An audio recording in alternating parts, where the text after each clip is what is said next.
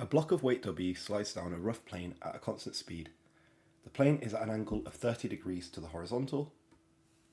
So if we draw that, we have this block with its weight down here, so this will be W sine 30 degrees, and because it's rough, we'll have friction going there, which will be equal. The block is now pulled by a force of 3W acting parallel to and up the plane. The block has constant acceleration.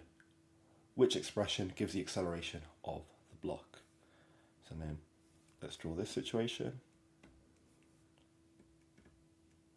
So now we'll have 3W, we have W sine 30 degrees, and then we also have friction.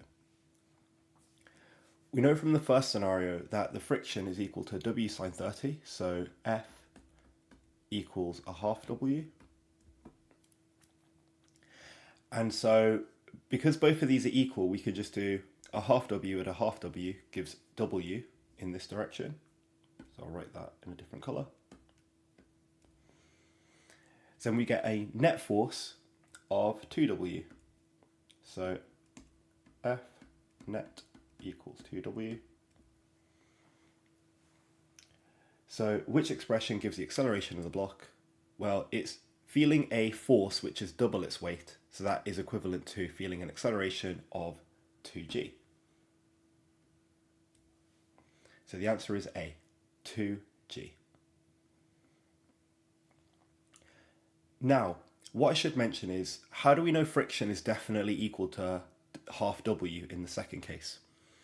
Well, if we look at the scenario that we were introduced with, then we have a block that's moving at a constant speed, so we know the forces are equal in this case. So if the maximum value of friction was larger than W sine 30, then eventually the block would slow down. So if the maximum value of friction was larger than this, it would eventually slow down until it reaches 0.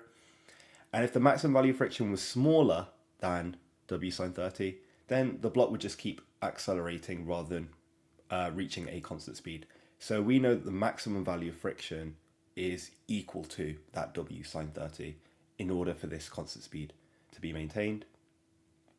And so we have in the second scenario, because 3W is larger than both of these, we need the friction, the maximum value of it, and the W sine 30 working together to slow down this block. And we've got 3W trying to accelerate it up the plane. We know friction will be equal to W over 2 in this case as well. So we get 3W minus W over 2 minus W over 2 is 2W, which gives an acceleration of 2g. Because if you were to divide this by the mass, you'd get weight over mass is g, and then 2 times g. Any questions, please let me know in the comments, but hopefully that all made sense.